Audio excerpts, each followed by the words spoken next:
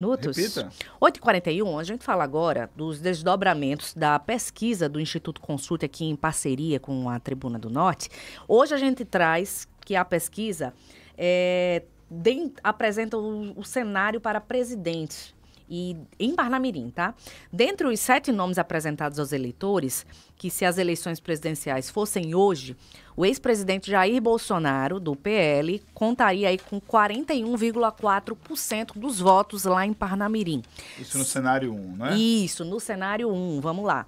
Nesse cenário 1, Jair Bolsonaro aparece com 41,4%, Lula com 25%, Tarcísio de Freitas foi citado também com 7,2%, seguido de Ciro Gomes, 3,6%, Zema, 0,8%, Ronaldo Caiado, 0,6%, Ratinho Júnior, 0,2%, Nenhum, 8,8%, não sabe dizer 12,4%, Júlio Pinheiro. Claro, esse cenário aí é um cenário totalmente fictício que não vai acontecer, por uma razão muito simples. Tarcísio de Freitas nunca será candidato se Bolsonaro, eventualmente, acontecer algum milagre que é... Será que nunca, Júlio Pinheiro? Não, contra Bolsonaro não vai ser. Não tem...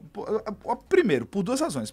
Primeiro porque Bolsonaro é muito difícil que seja candidato. Muito difícil, que eu falo quase impossível. No cenário atual, né? No cenário atual, já há muito tempo, antes da sua prisão domiciliar, já era... É quase impensado. Só se tiver uma anistia, realmente, se for votada essa anistia, e se recuperar os direitos políticos de Jair Bolsonaro, o que eu não acredito que aconteça. Porém, ele sendo candidato, Tarcísio de Freitas vai disputar o governo, a reeleição pelo governo de São Paulo. Mas o que os dados nos mostram de uma forma muito clara é que Parnamirim segue sendo a cidade mais bolsonarista do Rio Grande do Norte. E não só bolsonarista, mas muito ligada à direita. Se você for somar todos os candidatos de direita, Alice, supera os 50%. Então, Parnamirim, provavelmente, que é a terceira maior, quase segunda maior cidade aqui do Rio Grande do Norte, vai ter, sim, uma postura muito ligada à direita na eleição 2026. Isso fica muito claro e também depende, né?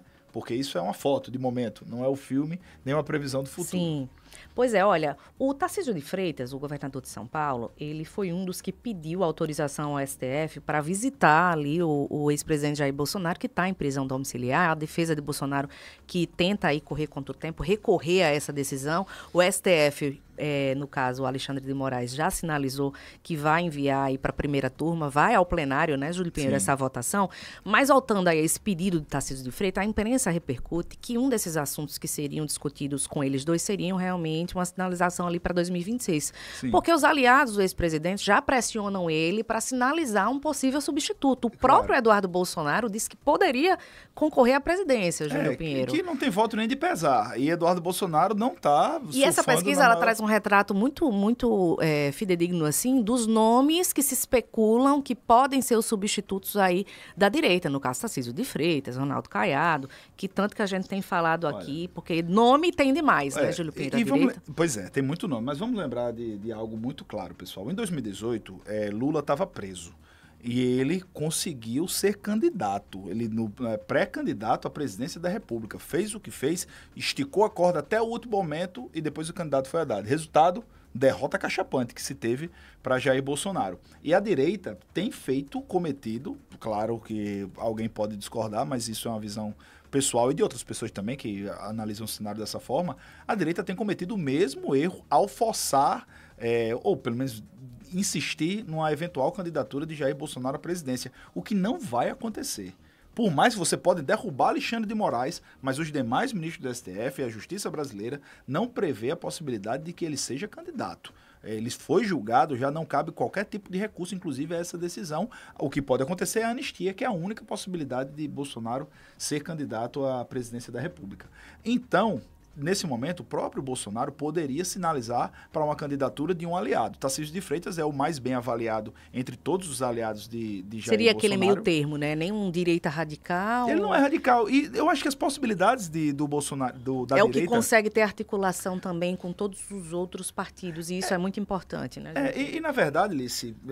O mais extremista de toda a direita é Bolsonaro. Então, todos os outros têm um perfil muito mais próximos ao centro do que tão à direita quanto o Bolsonaro. Tarcísio de Freitas é um deles. Então, ele poderia ser esse candidato. Sendo que o que acontece nesse momento? ele está no óleo quente, na fritura, parecendo aquelas coxinhas de frente à escola. Porque Eduardo Bolsonaro, lá dos Estados Unidos, é fritando Tarcísio de Freitas, frita Nicolas Ferreira, frita Ronaldo Caiado, tá fritando todo mundo. E a gente sabe que a parcela mais radical do bolsonarismo é uma parcela significativa do Brasil.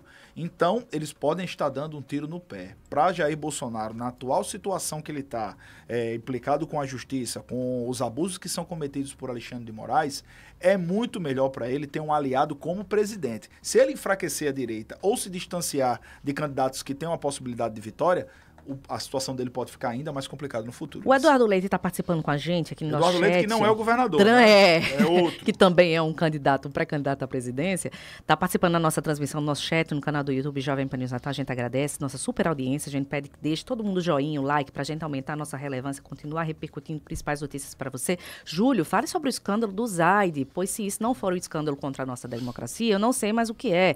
Parece que a imprensa não fala sobre isso. Realmente não teve tanta repercussão. Mas eu trago para você a informação que o deputado Felipe Barros, do PL, do Paraná, ele está querendo implantar uma CPMI para tentar investigar a influência da Zaid. Para quem não sabe, vieram à tona as denúncias que foram feitas por Mike Benz, que é um ex-funcionário do Departamento de Estado dos Estados Unidos, no primeiro governo do Donald Trump. Ele disse que teria tido o Deep State americano, teria operado uma campanha sistemática para interferir nas eleições brasileiras. Sim. Aí essa CPMI, que o deputado Felipe Barros quer implantar, seria um pedido para investigar o fluxo do dinheiro da USAID, que é a Agência dos Estados Unidos para o Desenvolvimento Internacional do Brasil. A votação seria ainda nesse mês e a gente fica aí nessa expectativa porque, por enquanto, nada comprovado, Júlio. Pois é. Não vai adiantar de nada, viu, pessoal? Uma investigação começa principalmente porque já faz muito tempo, já são 2 anos, né, que teve 3 anos, essa eventual intervenção aqui ilegal na eleição brasileira. Então, é chover no molhado. A gente tem problemas presentes muito mais importantes nesse momento. Vamos seguir aqui com as nossas notícias, 8 horas e 48 minutos. Repita. 8h48, registrando ainda, diante de toda essa escalada de crise, quem se pronunciou, gente, foi a OAB. Parece que assistiram ao nosso jornal ontem, que a gente cobrou o posicionamento da OAB. A OAB divulgou uma nota, minha gente, ontem à noite, pedindo contenção e prudência diante da escalada da crise política após a prisão domiciliar do ex-presidente Jair Bolsonaro. Pois é, mesmo sem citar Bolsonaro e o ministro do STF, Alexandre de Moraes, a ordem condenou ataques à soberania nacional e conclamou autoridades a uma reflexão sobre prisão de réus antes da condenação. Viu, de acordo com a nota, eles falam que é necessário reafirmar que medidas penais, especialmente as que limitam a liberdade, devem aí ser adotadas com fundamento inquestionável e com pleno respeito às garantias constitucionais, inclusive o direito à liberdade de expressão, Júlio Pinheiro. Essa decisão de Alexandre de Moraes tem muita coisa, menos ser inquestionável. Ela é extremamente questionável. A OAB afirmou ainda, Liz, que defende que os réus sejam tratados de acordo com o devido processo legal e porque, sem isso, de acordo com eles, abrem-se precedentes perigosos que podem amanhã atingir qualquer direção política ideológica. Muito bem. A gente pois é, e é uma verdade, né? Porque no fim das contas... Uma nota como essa tem um impacto aí positivo para que a gente veja as medidas realmente sendo implantadas de vera. Pois é, assim. Porque o que a gente tem visto por Alexandre de Moraes é ninguém discute o abuso das cautelares que foram impostas por Alexandre de Moraes. É lógico que Bolsonaro descumpriu as cautelares, ninguém discute isso também. Ficou muito claro que ele deveria ser preso por ter descumprido as cautelares. Porém, há um questionamento muito grande pelas próprias cautelares, porque você impedir o Bolsonaro de se pronunciar independente de qual fosse o conteúdo do seu pronunciamento. Ele estava realmente censurado e, além disso, foi preso sem ter demonstrado, pelo menos até agora, nenhum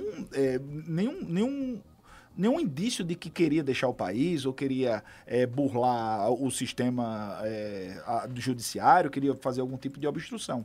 Ele foi preso porque ele apareceu num vídeo de Nicolas Ferreira e de Flávio Bolsonaro falando de maneira genérica a apoiadores lá durante os atos contra o STF que aconteceu no Rio de Janeiro e em outras cidades do país, né? Então, claro que foi uma decisão muito questionável por parte de Alexandre de Moraes e cedo ou tarde, né? Na verdade, antes tarde do que nunca, a OAB se manifestou, né? Minha gente, a gente vai até Câmara dos Deputados com oferecimento